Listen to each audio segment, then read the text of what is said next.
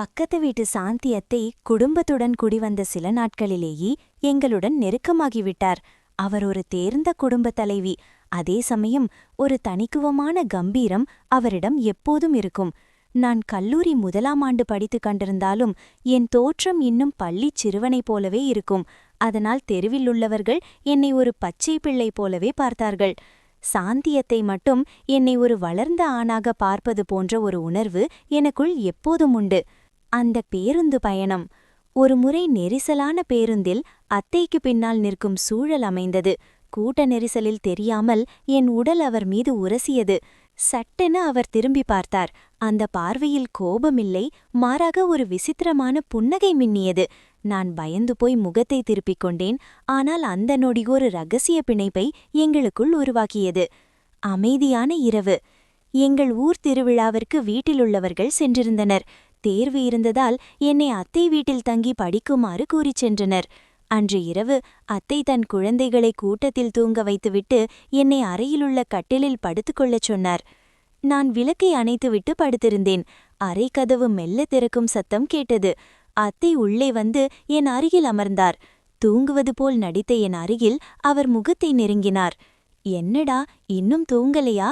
பஸ்ஸில் இருந்த தைரியம் இப்ப எங்க போச்சு என்று அவர் மெல்லிய குரலில் கிசுகிசுத்தார்.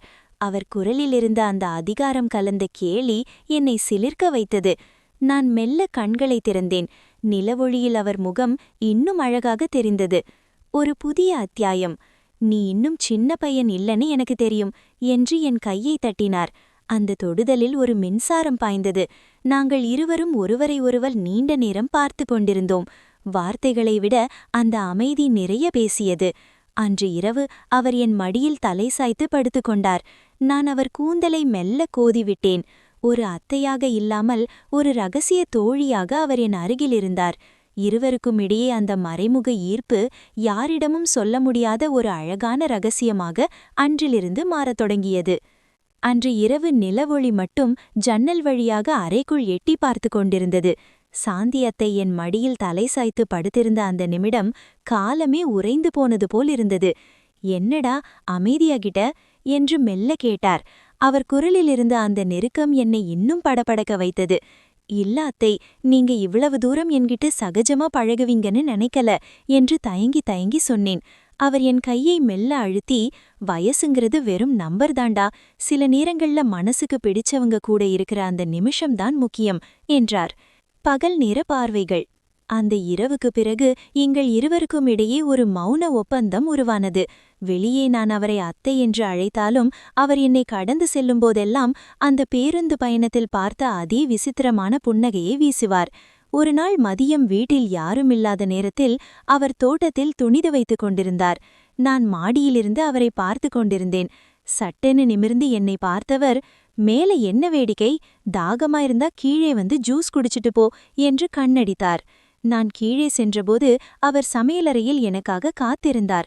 அருகில் சென்றதும் அவர் சேலையின் தலைப்பை சரி செய்தபடி, நேத்து ராத்திரி கனவுல நான் வந்தனா என்று கிண்டலாக கேட்டார். அவர் பேசும் ஒவ்வொரு வார்த்தையிலும் ஒரு மெல்லிய ஈர்ப்பும் ரகசியமான குறும்பும் கலந்திருந்தது. ஒரு புதிய புரிதல். நாட்கள் செல்ல செல்ல எங்களுடைய இந்த மறைமுகமான உறவு இன்னும் ஆழமானது.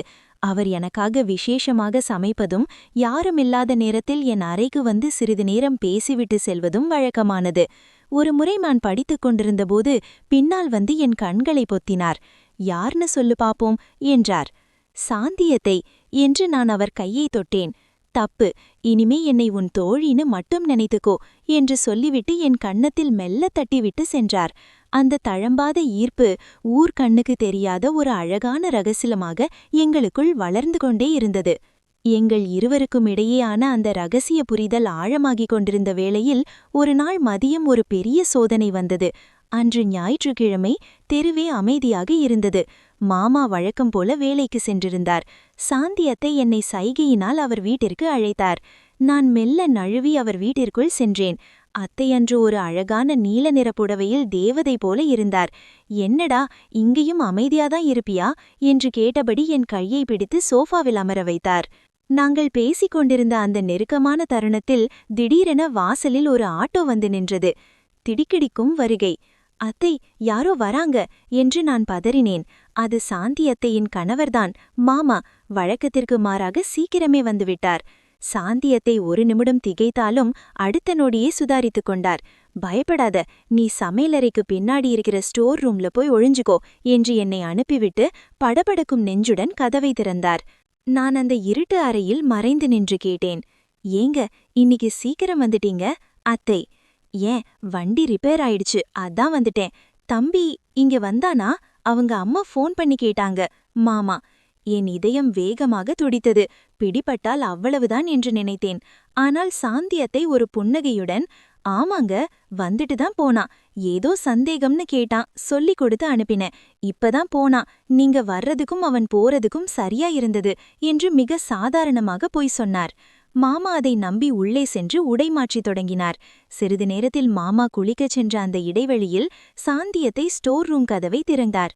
என் முகத்திலிருந்த வியர்வையை தன் முந்தானையால் துடைத்துவிட்டு என் காதோரம் குனிந்து, பயப்பட்டியாடா செல்லம், இந்த பயம்தான் நம்ம ரகசியத்துக்கு இன்னும் சுவை கொடுக்கும். இப்ப மெதுவா பின்வாசல் வழியா ஓடிடு என்று சொல்லி ஒரு குறும்பான முத்தத்தை என் கன்னத்தில் பதித்தார். நான் தப்பித்து என் வீட்டுக்கு வந்தாலும் அந்த தருணம் தந்த த்ரில் என் மனதில் நீங்காமல் இருந்தது. ஆபத்து என்று தெரிந்தும் சாந்தியத்தையன் அந்த சமயோசித புத்தியும் அவர் காட்டிய அந்த அதீத நெருக்கமும் என்னை அவர்பால் இன்னும் அடிமையாக்கியது. அன்று மாலை நான் மாடியில் நின்றபோது அவர் தன் வீட்டு பால்கனியிலிருந்து துணிகாய போடுவது போல வந்து என்னை நோக்கி ஒரு ரகசிய சைகை செய்தார். இனிமே இன்னும் ஜாக்கிரதையே இருக்கணும் என்பது போல இருந்தது. அந்த தப்பித்தலுக்கு பிறகு சாந்தியத்தைக்கும் எனக்கும் இருந்த நெருக்கம் ஒரு புதிய வேகத்தை எட்டியது. ஆனால் நாங்கள் நினைத்தது போலெல்லாம் அவ்வளவு எளிதாக இருக்கவில்லை. மாமா ஒரு அனுபவம் வாய்ந்த ஓட்டுநர் என்பதால் மனிதர்களின் முகப்பாவனைகளை வைத்தே ஏதையோ கணிக்கத் தொடங்கினார். ஒரு நாள் மாலை நான் அத்தை வீட்டு வாசலில் நின்று அவரிடம் ஏதோ புத்தகம் வாங்கிக் கொண்டிருந்தேன். அப்போது மாமா திடீரென வண்டியுடன் வந்து இறங்கினார். என்னடா தம்பி, அடிக்கடி இங்கேயே சுத்திட்டு இருக்க, படிப்பு எப்படி போகுது என்று கேட்டார். அவர் குரலில் ஒரு மெல்லிய நக்கல் தெரிந்தது. சாந்தியத்தை உடனே சுதாரித்துக் கொண்டு, அவன் பாவங்க, ஏதோ சந்தேகம்னு வந்தான், நீங்க ஏன் அவனை போட்டு இப்படி மிரட்டுறீங்க என்று சாதுரியமாக பேசினார். ஆனாலும் மாமாவின் கண்கள் அத்தையின் முகத்தையும் என் பதற்றத்தையும் மாறி மாறி ஆராய்ந்தன. காணாமல் போன மோதிரம். அடுத்த நாள் ஒரு பெரிய திருப்பம் ஏற்பட்டது. அத்தை என்னிடம் ஒருமுறை காட்டிய அவரது தங்க மோதிரம் தவறுதலாக நான் தங்கியிருந்த அறையில் விழுந்துவிட்டது. நான் அதை கவனிக்கவில்லை. மாமா அன்று இரவு அத்தையிடம், சாந்தி, உன் மோதிரம் எங்கே காணோம், பீரோவில் இல்லையே என்று கேட்கும் சத்தம் என் காதில் விழுந்தது. அத்தை பதறிப்போய், அது அது குளிக்கும்போது கழட்டி வச்சேன், எங்கன்னு தெரியலையே என்று சமாளித்தார். மறுநாள் காலை நான் படிக்க அமர்ந்தபோது அந்த மோதிரம் என் மேஜையடியில் கிடைந்ததைக் கண்டேன். என் நெஞ்சு படபடவென்று துடித்தது. இதை எப்படி திருப்பித் தருவது? மாமாவின் நேரடி மோதல். நான் அந்த மோதிரத்தை எடுத்துக்கொண்டு அத்தை வீட்டுக்கு செல்ல முயன்றபோது வாசலிலேயே மாமா கைகளை கட்டிக்கொண்டு நின்றார்.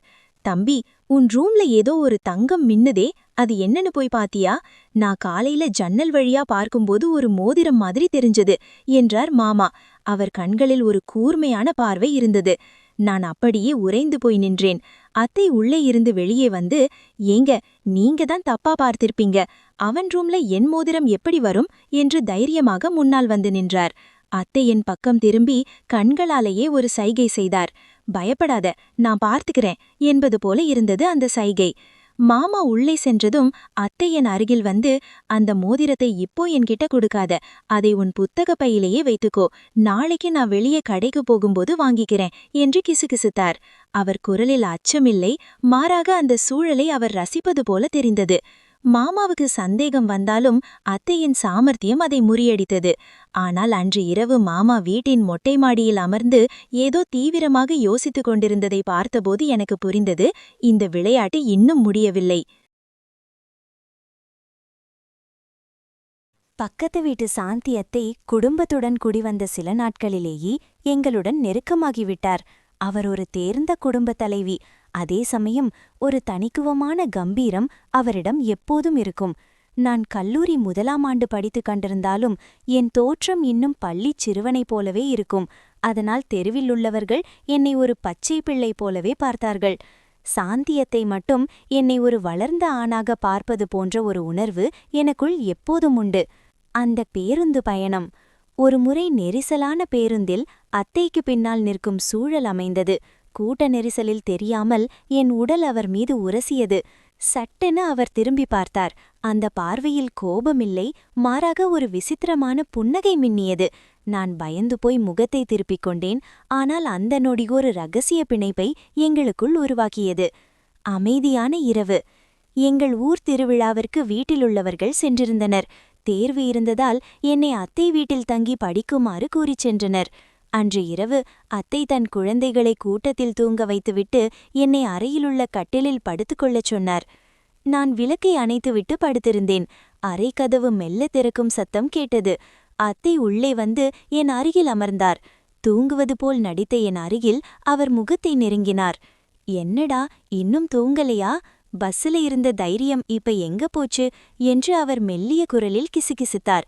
அவர் குரலில் இருந்த அந்த அதிகாரம் கலந்த கேலி என்னை சிலிர்க்க வைத்தது. நான் மெல்ல கண்களை திறந்தேன். நிலவொளியில் அவர் முகம் இன்னும் அழகாக தெரிந்தது.